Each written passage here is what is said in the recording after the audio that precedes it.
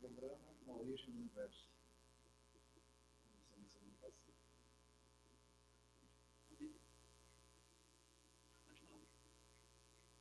Boa noite a todos. Então, continuando o programa dessa semana passada, Uma Origem do Universo. Alô, alô. A origem do universo. A gente fala no Big Bang, a grande explosão, o nascimento das galáxias, das nebulosas. Nós citamos alguma coisa da sequência Fibonacci, do padrão geometria fractal, a partir da numerologia, Deus como grande matemático e o grande arquiteto do universo. Programa Filosofando, todas as quintas, agora às 18 horas. Já foi arrumado lá o...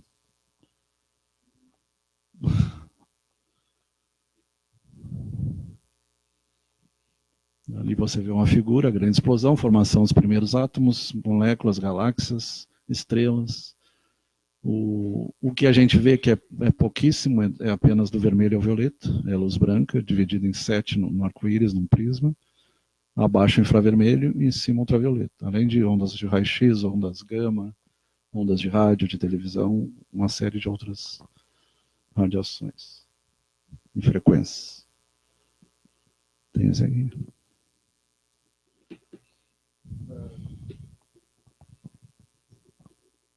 Alô? Pronto. Só lembrando que isso aqui é um resumo do programa anterior que o Dr. Flávio está fazendo. Que a gente vai continuar depois a ler normalmente, após a gente chegar na parte que a gente parou da outra vez.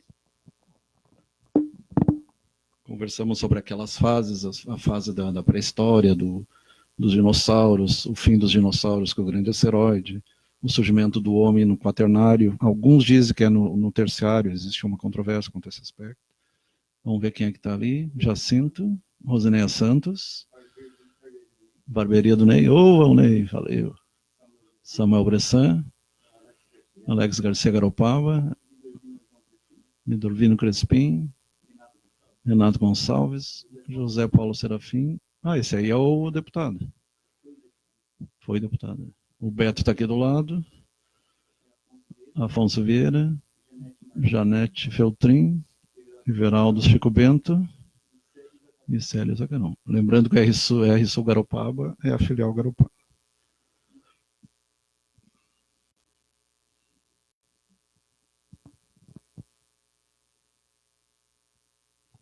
Os 8 planetas, antigamente eram 9, Plutão foi rebaixado para planetoide. Alguns falam em 12, mas oficialmente não é aceito. Aí é Zecharia Sitchin e outras teorias.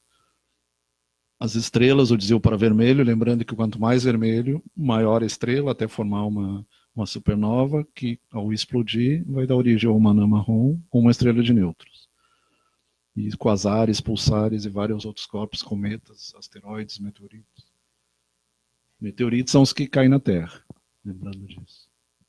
Alguns meteoros caem, mas é bem mais raro.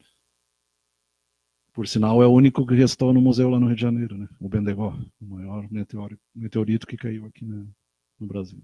Lembrando que eles estão na esperança de que talvez o fóssil da Luzia esteja preservado. Para quem não sabe, pessoal, Luzia ela foi o ser humano mais antigo da nossa região aqui. Então, aquilo ali seria uma perda muito grande. Então, só que eles estão na expectativa de que ele foi preservado pelo fato de que ele estava num cofre. Então, se os escombros que caíram sobre ele não foram suficientes para derrubar o cofre, talvez ele esteja seguro. E outras peças raras de dinossauro, também, né, fósseis raros de dinossauro, também estavam em situação parecida, em cofres. Então, há a expectativa de que algumas dessas relíquias, desses artefatos de importância histórica, sejam recuperados. Infelizmente, teve muita coisa que ela foi perdida. A coleção de invertebrados que tinha lá, de insetos, que era uma coleção, muitos daqueles insetos, eles foram como a base principal para o catalogamento de algumas espécies. Então, é uma história perdida que a gente teve aí, não só na área de história, mas em diversas áreas do conhecimento. Infelizmente, o descaso do poder público acabou levando a isso, né? Mas esperamos que isso não se repita. Só que não tem o que falar, né? É algo irrecuperável. Vamos ser aqui coerentes. Não tem como recuperar aquilo que foi perdido no Museu Nacional. Aquela é uma história que foi perdida. E eu, quando criança, eu visitei, fui com meu avô. Era um lugar bem bonito.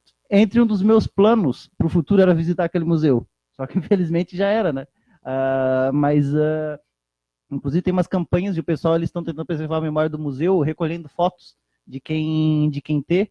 E eu não sei o que eles vão fazer com essas fotos, provavelmente vão expor ou guardar em algum lugar, como uma lembrança do local, né? Lembrando que lá fora, quem vai aos museus lá fora, Estados Unidos e Europa, milionários incentivam dinheiro, a própria cobrança, eu não lembro se o Museu Nacional era cobrado o ingresso, mas é uma das formas de manter, além de esperar o dinheiro público.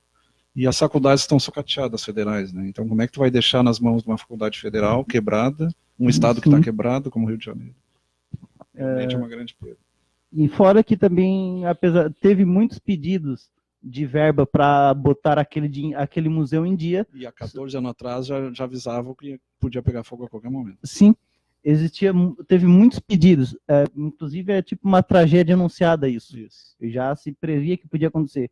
Há muito tempo já tem sido feito pedidos para eles trazerem aquelas verbas. Pouco mais de 500 mil era o necessário por ano. Perto do que eles dão para político por aí, perto do que eles dão para show de artista por aí, isso é uma miséria, uma bagatela. Uma coisa que dava muito bem para ser bancado pelo poder, só que felizmente não foi, inclusive os pedidos eram todos arquivados. Os ministérios, os responsáveis, eles arquivaram todos os pedidos. Então,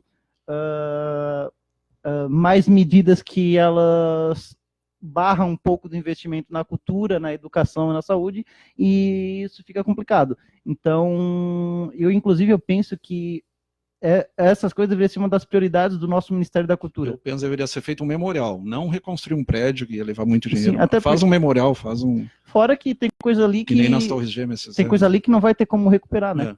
Tem coisa ali que é história simplesmente apagada da face da terra, coisa que não tem como recuperar. E lembrando que tem muita gente que não dá valor para museu, para cultura. Quando houve a guerra no Iraque, foi destruído. Isso tem a ver com o nosso tema. A origem na Suméria, muita coisa que tinha lá, até pilha de 3 mil anos, já existia pilha naquela época, por incrível que pareça. Pilhas de barro, mas eram pilhas. E o que os soldados da coalizão não destruíram, o Estado Islâmico destruiu depois. Então foi destruído até a origem, é o que a gente está conversando, a origem da humanidade, uma negligência completa com a história do nosso mundo, que não deveria ser feita assim. A primeira civilização que para mim ouviu falar foram os sumérios. Para mim esse é o ápice da ignorância, tu destruir algo que tem importância histórica. A primeira civilização, a civilização mais antiga. E fora que, se não me engano, teve algumas maravilhas do mundo antigo que elas também foram destruídas em... eu não lembro agora quais. De Alexandria. Teve a própria Biblioteca de Alexandria. O Colosso de Rhodes, foi destruído. Mas foi terremoto. Não foi um terremoto. O Colosso de Rhodes, daí não teve o que fazer. Aliás, só sobrou as três pirâmides de Gizé.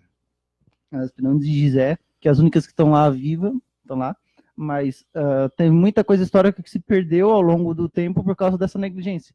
Então, a gente tem que voltar os nossos olhos e entender a importância que isso tinha.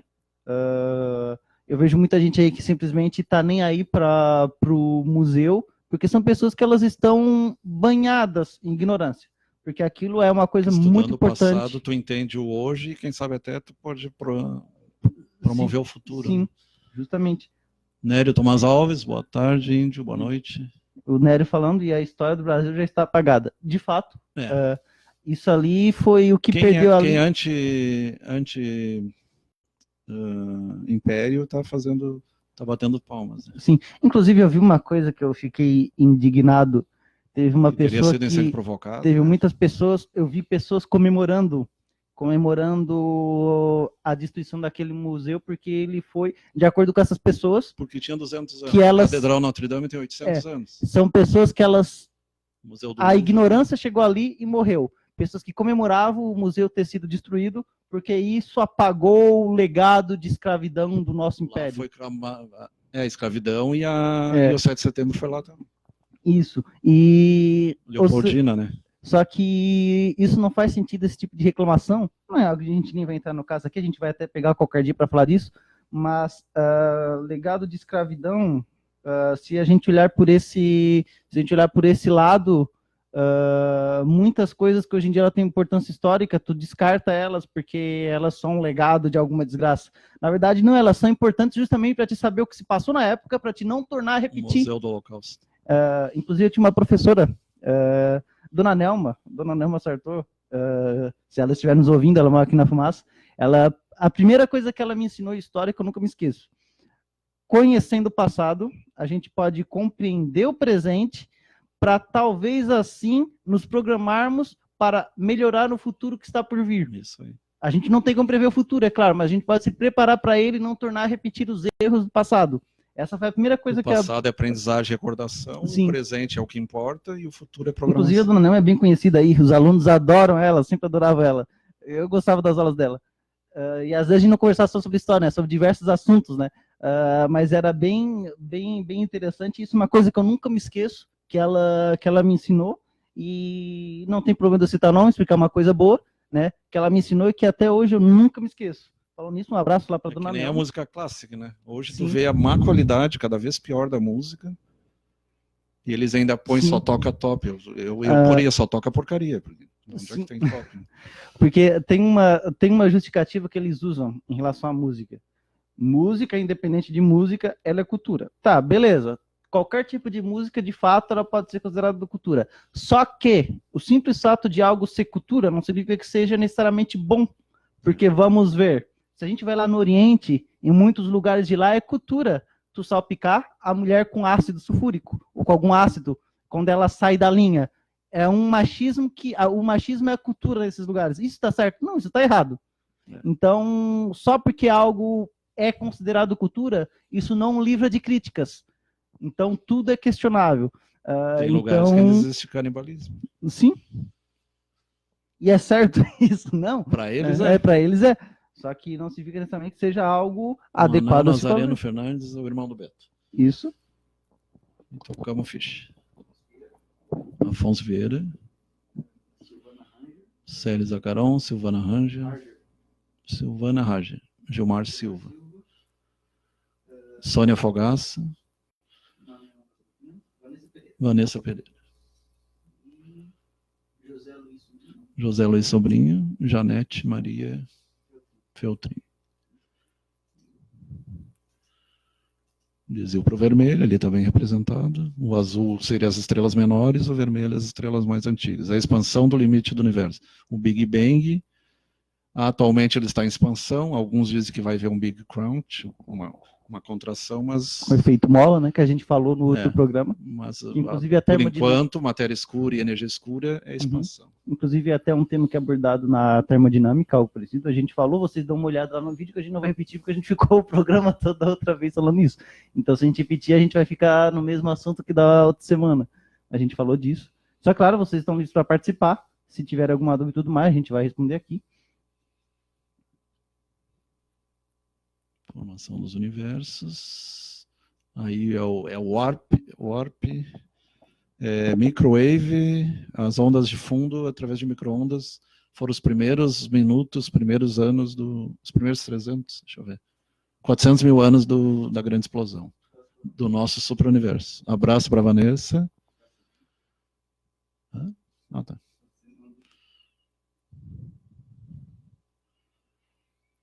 Energia, velocidade da luz, massa, velocidade da luz ao quadrado, a forma do Einstein. Hoje qualquer um conhece, mas ele demorou para chegar a essa fórmula.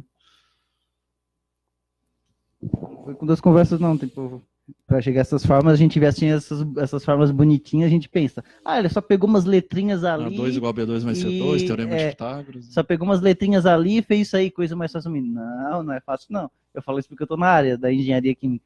Então... tudo, hoje eu estava vendo, tudo tem 3, o 6 e o 9. Qualquer coisa no universo tem 3, 6 e 9. E isso o Tesla foi grandioso. Teoria das cordas. Então tem várias teorias. Paramos aqui, lembrando, tá? Essa parte a gente não falou, então a gente vai continuar daqui hoje. Até agora foi só um resumo. Tem várias teorias que falam sobre a nossa possível origem. Então, tem alguns que dizem que nosso é o 7º superuniverso, teriam 6 anteriores. Livro de Urântia, se você quiser se aprofundar. pela astrofísica, tem a teoria das cordas, supersimetria, teoria das branas, multiverso, universos paralelos, uma série de coisas fantásticas. Energia escura, matéria escura. Então, o que são cordas? Se você lembrar Pitágoras, ele falava a música das esferas, e o cara estava certo 500 anos antes de Jesus, 300 a 400 anos antes de Jesus. A música das esferas. Então, ele diz que as matérias, elas são convertidas em partículas e ondas. E elas se comportam tanto quanto partícula como onda. Aquele efeito, experiência dupla fenda que já tem 300 anos, né? Do Young, Thomas Young. Então, dependendo do observador, ela vai se comportar como partícula ou onda. E a menor parte dessa... E a onda é a vibração, tem a amplitude e a frequência. E chega uma hora que ela se torna finíssima, como se fosse uma corda de piano, só que invisível. Por isso que ele chama supercordas. E ela vibra, então cada... Eu não lembro do hidrogênio agora, mas é o hidrogênio, 300 mHz. É por aí, 290 a 300 mHz. Não lembro agora. Seria a frequência base do universo. O hidrogênio é o número 1, tem um próton e um elétron. Depois vem o hélio, depois vem o lítio, depois vem tudo o resto. Então essa é a teoria das cordas em resumo. São cordas invisíveis. É que nem quando a gente fala no cordão prateado, cordão de ouro, se falar nos nossos corpos etéricos, sutis, então são coisas sutis. É uma proposta que considera que se constituintes fundamentais da matéria não são partículas, mas ondas que, no formato de cordas. E todas enroladas, tipo DNA dentro da célula. Tanto que se fala em dimensões escondidas, dimensões dentro de dimensões ocultas. E se tu pegar o nosso planeta, ele é um grande ímã, tem o Polo Sul e o Polo Norte, isso aí todo mundo já ouviu falar, e em volta, assim como o ímã tem as passagens das partículas de um polo para o outro, a nossa Terra também tem a sua magnetosfera. Tu ia comentar alguma coisa? E isso aí, qual é a importância disso? Uma das importâncias é que aqueles ventos solares, quando o Sol emite aqueles plasma de energia, ele ajuda a contrabalançar esses ventos solares. Eles poderiam atingir diretamente, e isso que ele já interfere nos nossos satélites, comunicações, às vezes dá apagões, mas seria bem pior se não tivesse esse geomagnetismo aí. E um cara que se aprofundou disso foi o Tesla. Ele falou que usando esse geomagnetismo, com aquelas torres tipo Wycliffe, que é tipo essas que a gente tem de celular hoje em dia. Ele já antecipou, em 1920, para captar a energia da Terra. E ele punha várias lâmpadas, algumas dezenas de metros, e conseguia acendê-las à distância, sem fio, sem nada. Ele já dizia, não, pode transmitir, não precisa fio, não precisa poste. Ele foi um grande... Pena que não foi seguido nessa parte aí. Hoje você vê vídeos no YouTube sobre energia, máquinas de energia direta. Ela mesma vai produzindo energia direta através do eletromagnetismo. Que é o antigo motor primo motor, que chama. Motor contínuo, né, de energia contínua. Que é uma outra coisa que nós vamos comentar no... Inclusive, tem muitas tecnologias hoje que elas trabalham com esse tipo de gerar energia para Tesla, acho que já gerar energia, nem sempre energia magnética, claro que esse é o caso, mas também tem às vezes pela própria energia térmica. Tu gera energia para um grupo, tu gera energia elétrica e ao mesmo tempo tu banca toda a energia da tua estrutura. Então é muito comum isso.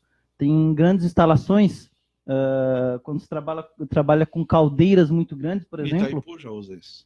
Isso. E o que eles fazem? Eles geram uma energia muito grande, que eles provêm para uma grande quantidade de residências, para cidades e tudo mais, e ao mesmo tempo eles geram uma quantidade de energia muito grande que mantém toda a estrutura funcionando com aquela própria energia. Então gera energia para a própria estrutura funcionar e gera energia também para outras residências. Que nem tu ter o teu carro elétrico e passar dele para tua casa e da casa para e ao mesmo tempo tu conseguir e usar a energia solar também para complementar. Lembrando que esse aqui é um exemplo de campo magnético. Esse assunto, muita gente tem interesse. A parte, eu não posso dizer, dar um livro, um livro especificamente que fala de uma linguagem mais comum. Uma linguagem mais comum desse tema. Porém, quem tem interesse e quiser se aprofundar, eu recomendo livros de Física 3. Geralmente Física 3, ou livros que trabalham com... Na verdade, o livro já fala de eletromagnetismo. Esse assunto de magnética, essas coisas, vai ser encontrados em livros que falam justamente sobre eletromagnetismo, magnetismo, essas coisas. Nas faculdades, no meu caso, na faculdade, esse seria é algo equivalente à Física 3 do passado. Não sei se outras eram assim, mas na que eu fiz é assim. Então, esse assunto de campo magnético, essas coisas, é muito comum se encontrar em livros que falam sobre livros de física na seção de eletromagnetismo e campos magnéticos. Então, é algo bem fácil de encontrar, quem tem interesse. Campos elétricos e magnéticos e eletromagnetismo são os assuntos que geralmente eles têm a ver com essa questão. Claro, eu sugiro o Tesla e sugiro também o Michio Kaku. Sim, porque eles são uma linguagem mais literária, assim, não é uma linguagem tão técnica, né? Hoje a linguagem técnica, se vai pegar esse assunto, a gente vai ver que é muitas fórmulas, física do futuro, física do impossível, então tem universos paralelos, tem vários livros. E tem esses livros específicos, o Dr. Flávio ele pode recomendar melhor esses livros que eles falam de uma linguagem mais comum. Os livros eu conheço mais os livros mais técnicos. As grandes invenções do Nikola Tesla. Sim, eu conheço os livros mais técnicos porque a gente aprende a trabalhar com isso, com esses livros mais técnicos, né, com fórmula, essas coisas. Inclusive a questão de semicondutores, essas coisas, tem muito conceito de magnetismo, essas coisas. Própria química tem conceito de ferromagnetismo dentro do nosso tema, dentro da nossa área, né, que também é bem interessante. E um detalhe, né, uma coisa para o futuro que poderia tornar os materiais mais resistentes é magnetizar os átomos. Inclusive, porque teoricamente falando, um átomo magnetizado ele se tornaria mais resistente. O íon que está falando, né? Essa área de magnetismo, nesse sentido, ela pode ser promissora, porque se achar uma forma de fazer isso em escala, muitos materiais que até então eles são menos resistentes, eles podem ficar mais resistentes. Isso vai ser útil de diversas formas no nosso cotidiano. Outra área que exemplo, toca-disco antigo, cristal piezoelétrico, relógios de quartzo. Até para evitar a corrosão. O DVD, o CD, o próprio laser, tudo se originou desses princípios aí. É bem interessante. Lembramos que o ímã é uma pedra, originalmente era uma pedra, magnetita, né? Sim.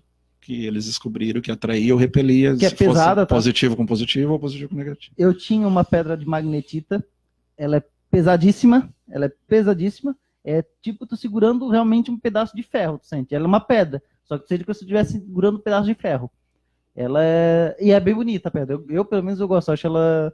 E lembrando que no nosso campo humano, nós temos o lado direito, que é positivo, e o lado esquerdo, que é negativo. Lembra do Yang e do Yin? E internamente é negativo e externamente é positivo. Os órgãos internos são negativos.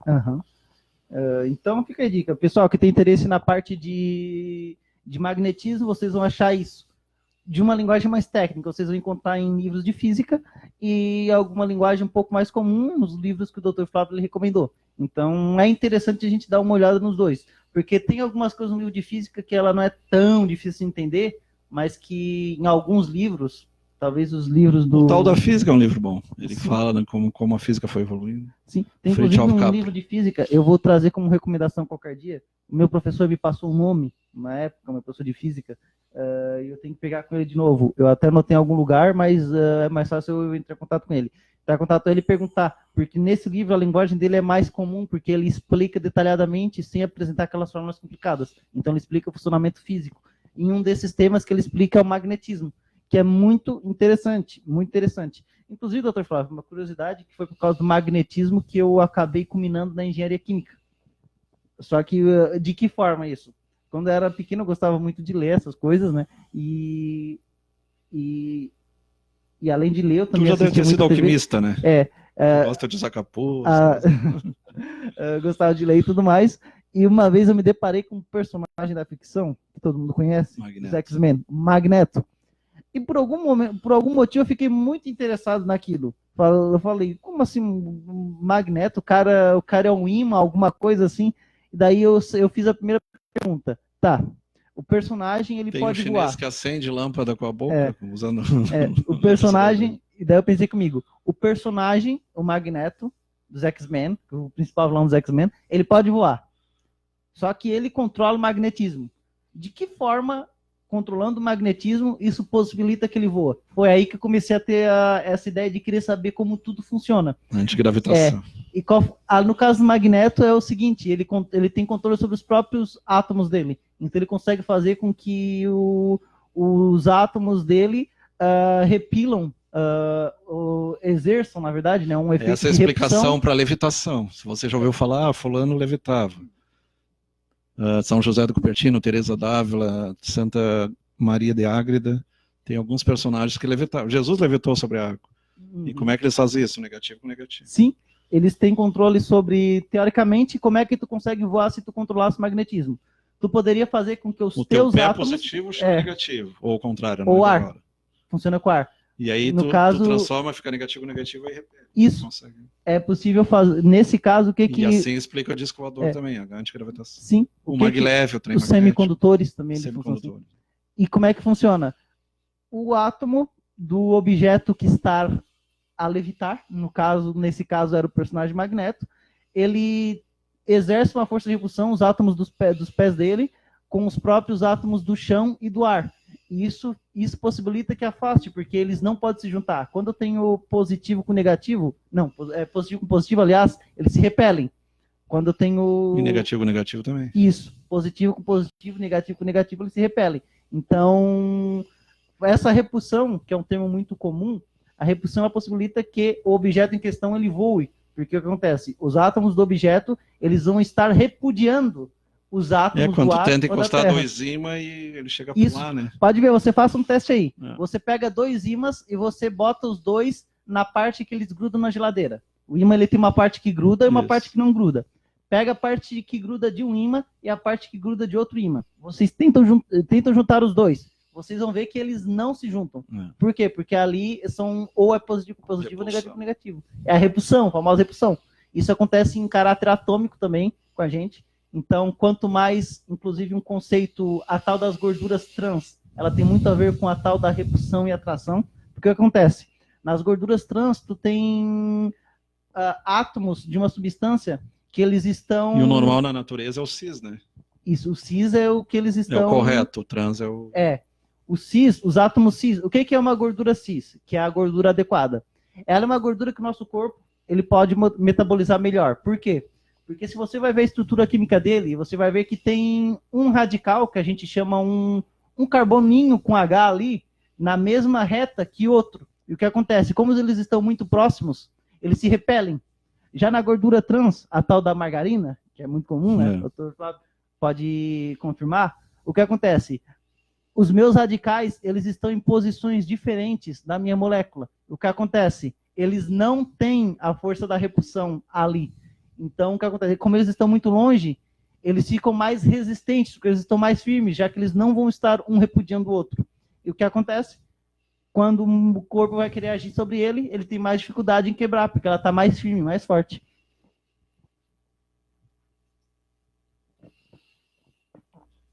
E tem a ver com hidrofílico e hidrofóbico, isso aí ou não? E hidrofílico e hidrofóbico ele tem a ver com a afinidade que uma substância tem com a água. Então, um exemplo disso é a teia de aranha. A teia de aranha ela é uma proteína e ela tem um lado dela que... É tipo queratina? Não sei dizer. Eu só sei que a teia de aranha ela tem meio que dois lados. A molécula da teia de aranha é bem complexa e é uma proteína bem complexa e ela tem um lado hidrofílico e hidrofóbico. Então, um lado dela tem maior afinidade com água e o outro nem tanto. Por isso que a gente vê, às vezes, a água só em um lado, e no outro ela não fica ali da teia de aranha. Pode ver, teia de aranha com água caindo, a gente não vê, passa a mão em cima, ela não fica tão molhada de um lado como fica de outro. Vamos ver o que segue ali. Dinâmica terrestre deriva dos continentes, expansão oceânica. Se fala da Pangeia, que é o planeta original, os continentes estavam todos juntos num só. Depois separou a placa eurasiana com a placa americana. Cristiano Melo, Gilberto Efraim, Juscelin Felipe, Zulamar Rita, Marcel Alves Rocha e Alain Jones. Então a Pangeia, teve até um seriado há um tempo atrás, é a época lá dos dinossauros. Os continentes eram todos juntos. E isso explica até porque tem mamíferos parecidos na Ásia e aqui na América. Depois ele separou a placa euroasiática e a placa americana. Aí entra uma coisa que não é aceita oficialmente, que seria Lemúria no Pacífico e Atlântida no Oceano Atlântico. Continentes perdidos que não são aceitos. O Platão já falava, alguns historiadores falavam, e uma civilização altamente desenvolvida há 15 mil anos atrás, ou até mais, mas não é aceita oficialmente. E aí porque se tu vê no mapa, no Atlas, tu vai ver que a América se encaixa certinho com a Europa e com a... Ali já entra no outro tema. Passa para esse direto? Aqui entra outro tema, aqui entra a psicologia transpessoal. O que é psicologia transpessoal? Volta lá naquele outro lá. É o que está além do teu aspecto biográfico. O biográfico é do nascimento ao túmulo, do nascimento à morte. E o que está além disso, dentro da barriga da mãe, ou mesmo antes, e após a morte, o desencarne, estaria no que se chama o transpessoal, além do pessoal. Então, o Stans Grof, ele e a mulher dele, vieram da Europa. São russos, se não me engano, não, são tchecos. Vieram para os Estados Unidos e começaram a pesquisar. Eles trabalhavam na década de 50, entrando na tua área. Eles pesquisavam LSD, mescalina, e como poderia usar para entender as doenças mentais, ou até como tratamento psicodélico, eles falavam. E foi divulgado muito o LSD na época, hoje é a ayahuasca e outras, na época era o LSD. E depois ele desenvolveu um método próprio, que usava a respiração holotrópica, uma respiração mais rápida, profunda, sons e tapando os olhos, para tentar fazer a pessoa ter essa experiência mística. Lembrando que também é utilizado para esses fins o chá de cogumelos. O chá de cogumelos, o chá de cogumelos, ele em geral ele é considerado saudável, uma quantidade pequena, mas tem risco de quando tem muito desses fungos. É a Amanita muscaria, né? A Amanita muscaria nem tanto. A Amanita muscaria, os casos de mortes registrados com ele são bem poucos. Ele só deixa a pessoa doida. Ele tem um efeito psicoativo. Ele é tóxico nesse sentido, né? Mas não no sentido de mortal. Os cogumelos que geralmente mais matam são aqueles, os anjos da morte, que eles chamam, que são uns brancos. O problema é esse, né? Muita gente pega um cogumelo branco, por isso que os nossos pais sempre falam, cuidado com os cogumelos. E de fato porque não, é difícil um leigo como a gente saber qual cogumelo é bom e qual não é. Então... Confunde com champignon. Sim. E é engraçado o seguinte, quando se fala... parecido com champignon. Em cogumelos, nem todos, esse eu acho que não, mas tem muitos dessa mesma família do Anjo da Morte que eles não são mortais. Mas qual é interessante? Tem muitas famílias de cogumelos que tem na mesma família uma substância que ela é neutra, que ela não faz nada, que é só amarga, uma substância que ela é comestível, que ela tem um gosto bom, uma substância que é psicoativa, que ela deixa a pessoa doidona, e uma substância mortal. Então, por isso que cogumelo é uma coisa muito complicada, porque na mesma família tu pode ter tanto vida como morte, né? Você já deve ter ouvido falar em serotonina. Essas substâncias, quimicamente são parecidas com a serotonina. Então, elas atuam, tanto o LSD, o ayahuasca e as anfetaminas são fórmulas parecidas com a... E aí, como o pessoal começou a se viciar, começou a ver casos e começou a ser proibido pelo DEA, que é o Drug Enforcement Administration, a Administração sobre Drogas, eles começaram a proibir. Atualmente, eles usam apenas o DMT, que é dimetiltriptamina, que tem no peixe-boi, tem na própria ayahuasca, é uma substância que eles chamam a molécula de Deus, que tem no mineral, no vegetal, no animal, em várias coisas encontradas. E tanto o EV, quanto o intramuscular, quanto o via oral. O que mais? E aí ele começou a desenvolver sua nova técnica. A matriz perina, a básica 1, MPB1, o MBP, para não misturar com a música, é dentro da placenta. Então eles falam, se você lembrar psicanálise, o Freud, a Ana Freud, eles falavam que existia o útero bom e o útero ruim. Uma gravidez tranquila, oceânica, aqueles estados oceânicos, xamanísticos, e uma gravidez tumultuosa. Adelina Marinheiro. Então, geralmente, está tudo tranquilo. O feto está dentro d'água, 7, 9 meses dentro d'água. Desde a fecundação até o parto, a etapa mais bela. Existe uma simbiose entre a mãe e o filho, de onde o filho tem proteção, alimento, só escuta o barulho do coração, dos intestinos, mas se a mãe usar álcool, droga, cigarro, qualquer outra droga, coisa, vai acabar perturbando, porque vai através do sangue chega no feto. Essa é a matriz básica 2. A 2 é a opressão cósea, quando começam as contrações. A etapa mais difícil, que depende de como foi o parto, e ansioso o time, não se relaciona bem com o seu entorno. Aqui vamos abrir um parênteses. Tem um filósofo, não lembro qual é, depois se tu lembrar tu diz, que falava na tabula rasa. A criança nasce tabula rasa. Isso é a maior mentira.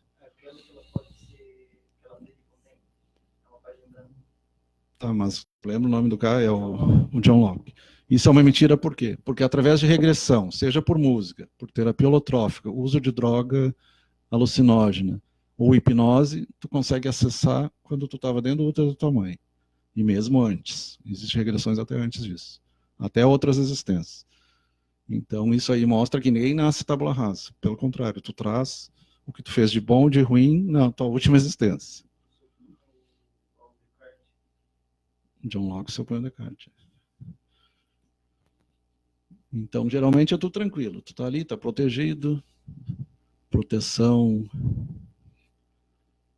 Tem bastante líquido para proteger contra choques. A matriz 3, a luta entre a morte e o renascimento. Essa etapa caracteriza crianças ansiosas, sofrem de asfixia. Essa aí é uma das explicações para casos de asma, aquelas asma psicológicas. A criança está nervosa, tem asma. Geralmente até 12 anos ela acaba se resolvendo por si mesma. E através de uma terapia regressiva descobre que ela teve um trabalho de parto, foi demorado, foi angustioso. Alguns casos de claustrofobia são explicados por essa matriz básica perinatal.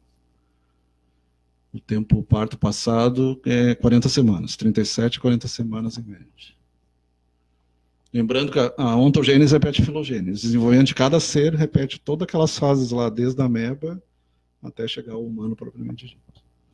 Comprovando a evolução. Para quem duvida da evolução, estuda a embriogênese.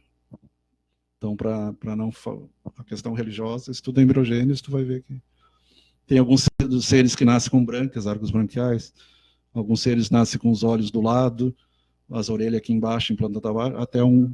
Hã? Não, que elas nascem antes do tempo, e se tu analisar o feto, ele tem os olhos do lado, depois que ele vem para frente, as orelhas começam embaixo, depois sobem. Então, várias... É porque nasceu antes do tempo, né? Nasce sem unha, muitas vezes. E uma pergunta, doutor. Como é que funcionam as malformações congênitas? Que muitas vezes pode ser cromossômico ou genético. São chamados, às vezes, de mutações, né? Na pessoa, as malformações congênitas. Pode ser no cromossoma, que são 24. 24, né? Isso. Ou... Não, 48. Não, 48. 24 em cada óvulo espermatozoide. Ou nos genes, que os genes são partes dos cromossomos. Lembrando, pessoal, essa malformação congênita que eu falo são as pessoas que elas são tidas, aquelas famosas aberrações que eles falam, né? Pessoas que às vezes nascem com um excesso de... Quem assiste o House, quem assiste o Doutor do Bem, esse The Good Doctor, passou onde nós vimos das duas gêmeas que eram ligadas pela cabeça. Hoje eu estava assistindo... por exemplo, é uma malformação congênita, né? Outra com o coração aqui a nível um pouco acima do umbigo, coração, ectopia de coração. Então tem coisas bem... E uma pergunta, a síndrome da velhice precoce, ela é uma malformação congênita? É congênita, mas não lembro o gene agora. É um caso bem raro mesmo. Ela, geralmente, para quem não sabe... a ictiose congênita, que parece que tem perna de peixe. Ah, sim. Essa eu já ouvi falar também. Essa síndrome da... A doença do elefante, a neurofibromatose. A síndrome que eu falei, da síndrome da velhice precoce, basicamente são crianças que elas não passam 12 anos, porque elas já nascem velhas. Elas nascem com um fator de um velhice. problema ali nos telômeros ali, que os telômeros controlam se tu vai ter 70 anos, 80, 90, 100, 120. Então, a extremidade do DNA. Novamente, isso cai naquela questão, né? Tudo é química da nossa vida, da nossa morte. É química. Porque essas alterações, elas são alterações em caráter molecular atômico, que acabam se refletindo na questão dos cromossomos, células, porque é tudo feito de átomos, né? E aí por diante. Por isso que é sempre... Por que eu digo que o grande milagre é a vida? Porque se tu lê, o oxigênio ele dá vida, mas ele pode matar. Então a mesma substância que dá vida é ele que pode mata, matar. na verdade, né? Com o tempo... Ou a falta ou o excesso. Os dois com o tempo, o oxigênio ele começa a atacar, começa a corroer o nosso corpo, e porque a gente vai desgastando. Aí entra algumas polêmicas, terapia com ozônio, isso é uma coisa bem recente. Sim, eu acho meio esquisito uma terapia com oxigênio, com ozônio, né? Que é o O3, né? O oxigênio é O2 e o ozônio é O3. Isso. Porque também... o ozônio ele é encontrado na estratosfera. Uhum. Será que aqui embaixo ele tem alguma função? Aí tu que teria que responder. Né? Às vezes ele é usado em algumas reações químicas específicas. Eu posso... A câmara hiperbárica eu sei que é usada. Eu vi uma reação, eu tinha uma reação, agora eu não estou lembrado qual é. Ela não é tão comum assim, mas muitas vezes ela não é tão comum de se aprender no ensino médio, mas ela é utilizada na indústria, ela usa o ozônio, o O3, nela. Eu posso trazer na próximo programa para dizer qual é essa reação específica, porque o pessoal tem essa tendência, né? Então ele está na área da química e deveria saber tudo. Não é bem assim, a gente não conhece todas as reações do mundo, a gente não conhece a função de todas as substâncias do mundo, né? Então, da mesma forma que o Dr. Flávio não conhece todas as doenças. Na faculdade, professor, isso que já faz 30 anos, no ano que vem, eles já diziam, 10 para Deus que criou tudo, 9 para o Guyton e para o outro lá que fizeram os livros, que esses são pós-doutorado. 8 para o professor, e o máximo que vocês vão conseguir é 7. Não adianta. Aí eles brincavam, 10 só para Deus. Sim. Não sei se tu tem professor assim, leva na brincadeira. Tem. Ainda mais esse mundo de química e medicina, que é algo muito complexo, então não tem como tu saber tudo. A menos que tu seja o Dr. House, só que o Dr. House ele não existe, então... Um dos grandes mistérios é o combustão humana espontânea. Sim. Uma pessoa se decompõe, fica as extremidades dos dedos, dos pés, em questão de minutos, e não tem explicação ainda. Sim. Eu tenho a impressão que está alguma coisa na horta molecular. Tem uma outra... Deve ter a ver com nitrogênio e com oxigênio. Outra coisa ainda que a gente sabe que acontece, mas que a gente não sabe por quê, é aquela doença que a pessoa produz cerveja, álcool no próprio organismo. Por que a gente não explode? Porque tem os antioxidantes. Se não tem os antioxidantes, a gente não vive. Essa doença que acontece, a pessoa ela não pode comer nenhum carboidrato, porque senão ela fica bêbada. Teve um caso de uma mulher que ela foi presa bêbada, embriagada, só que ela não bebia. Como é que ela estava bêbada? Só o Dr. House como é que ela estava bêbada? Foi constatado depois que ela tinha uma doença rara que aumentou o número do fungo Saccharomyces no organismo dela. A gente sabe que essa doença ocorre devido ao aumento na produção da cerveja e do vinho. A gente sabe que acontece o aumento desses fungos, mas por quê que acontece? Até agora é algo que não se sabe direito, então é algo que está em pesquisa. Fora que é uma doença muito rara, né? Uma doença humana espontânea é raríssima também. Então a matriz básica é 1, 2, 3, 4. A 4 já é o nascimento. A 3 é quando está passando pelo canal vaginal. No caso da cesariana seria pela... Aí não seria ativa, seria passiva. Há uma velha discussão, cesariana para normal. Então, uma das coisas que eu vejo atualmente é que as crianças estão cada vez com a cabeça maior, e aí entra até teorias que tem gente de fora vindo, e até eles se tornarem humanos, eles acabam nascendo com as cabeças grandes. Lembra que os ETs têm cabeça grande. Então é complicado para a mulher ter parto normal, gente. E é tudo com 3,5 kg para cima. Aproveitando a deixa para falar, a gente sabe que a água ela é muito importante, né, para o nosso organismo, mas não exagerem, tá? O que o ser humano pode tolerar no máximo é 6 litros da água por dia. Na verdade, se 4 litros. Se ele tomar 6 litros, ele provavelmente já começa a inundar o canal do cérebro com água. Então, como se diz, até água em excesso faz mal, e faz mesmo. Então, existe, é claro que inclusive é mais engraçado porque a água, a hidrocefalia, excesso de água. A água ela tem maior capacidade de O excesso dela é mais... A água é uma substância que pode não parecer, mas ela é mais mortífera do que laranja. Porque para te morrer pelo excesso de água, morte instantânea é 6 litros. Aproximadamente, passou de 6 litros, na verdade. Passado de 6 litros é morte instantânea de água, por causa do inundamento do cérebro. Mas a laranja, para te poder morrer de morte instantânea com laranja, tem que consumir 11 mil laranjas. Aquela grávida caiu no rio e conseguiram salvar ela e o nenê. Eu não lembro quanto tempo ela ficou debaixo d'água. E aí varia de pessoa para pessoa. Sim, e daí vai tomar um monte de água. Foi que lá é uma coisa meio à parte, né? Porque aí ela depende não estaria... se é água de mar ou se é água doce. Só que lá ela não estaria só ingerindo, né? Isso é até estranho, porque ela, além de ingerir, ela estaria entrando por todos os orifícios do organismo não dela. sei que a glote feche, mas esse fechado tu não respira também. Então isso, se você quer morrer comendo você laranja... Você pergunta, por que o neném não se afoga? Porque a glote está fechada. Ele só vai abrir quando ele nasce. O primeiro ar... Aí ele abre, porque até ali ele está esperando pelo cordão umbilical. Tá, então, voltando, fica aí a dica. Se você não quer morrer por consumir laranja, então você pode consumir só 10.999, tá? Não consuma de 11.000 que você vai morrer instantaneamente. Lembrando que isso é envenenamento por vitamina C que ele causa. Mas acima de 10 dá diarreia. Sim, é por isso que eu digo, rins, né? Isso é uma previsão que foi feita. É impossível alguém morrer comendo laranja, mas não é impossível alguém morrer tomando água. Se você comer um cacho de banana, você aumenta o teu triglicerídeo. Sim, embora a banana, se não me engano, tu precisa ingerir menos banana para morrer do que laranja. Tu vai ter cãibra, 400 e poucas bananas. Se tu ingerir, não sei agora no número certo. 417, eu acho, de 17 a 430, já é perigoso. O café também é perigoso, né? Porque ele se tomar... Mas isso aí em qual período de tempo? Em período de 24 horas. Tu não come mais que 30. Sim, justamente. Por isso que eu falo. A mesma coisa, laranja, na verdade, no período a gente não passa de 10, eu acho, no período de 24 horas. Mas... Uma laranja é 80 miligramas de vitamina C também. Isso. No máximo.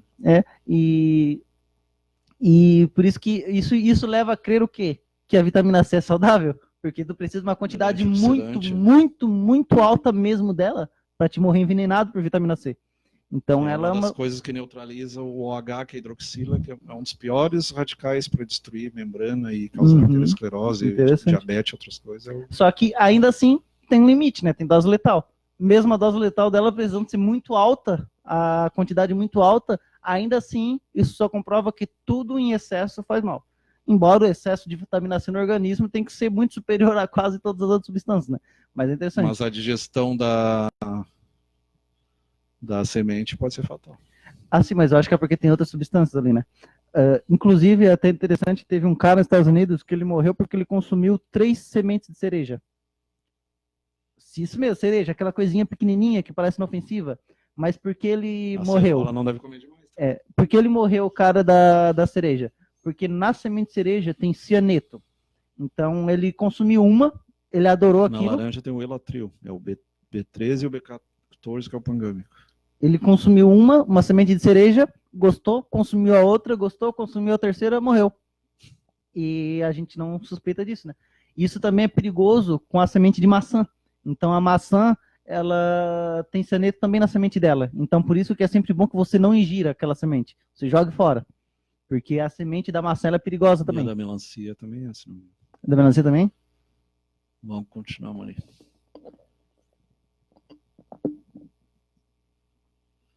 Foi demonstrado através de estudos eletromiográficos que 9 meses de vida intrauterina são de grande conteúdo psicológico. Gressel, Bascovitch, Lopes, 1997. Alcir Caetano, Terezinha Piva, tem mais gente. Fábio Pacheco, Zé L. Dias, Valcenir Salva-Brigar, Tite, grande Tite, passei por ela hoje, estava ali no centro. Então, naquele período intraútero já tem, por isso que diz que a mãe deve alisar a barriga, deve ir conversando com o nenê, até porque, se falar do ponto de vista espiritual, a consciência, o espírito, ele fica ali, mas ao mesmo tempo ele pode passar fora. Ele só vai completar, na verdade, lá pelos 7 anos. Por isso que a morte infantil é um tema bem tabu, bem polêmico. Mas o processo vai até os 7 anos. E não até o nascimento, como se achava antes. E quem se aprofunda nisso é o cara da antroposofia lá, o Rudolf Steiner. Então tá, era isso por hoje. Nosso amigo evangélico não estava, mas a gente está aí para discutir, até questões teológicas, faz parte. Boa noite a todos, científicas e teológicas. Tem um livro muito interessante, aliás, que é O Julgamento de Galileu e Outras Histórias, que a religião não atrapalhou tanto quanto alguns dizem. O cara criou a genética, era padre. Um dos maiores astrônomos era padre. Então tem vários padres. Um dos grandes também era aquele que era dominicano, Roger Bacon, que alguns dizem que é o mesmo Francis Bacon, também era padre. Então grandes pesquisadores eram padres. Padre Orlando de Moura, aqui no Brasil, para citar um exemplo brasileiro, primeiro transcomunicador. Quem inventou o rádio e o telégrafo, na verdade. Boa noite a todos. Até semana que vem.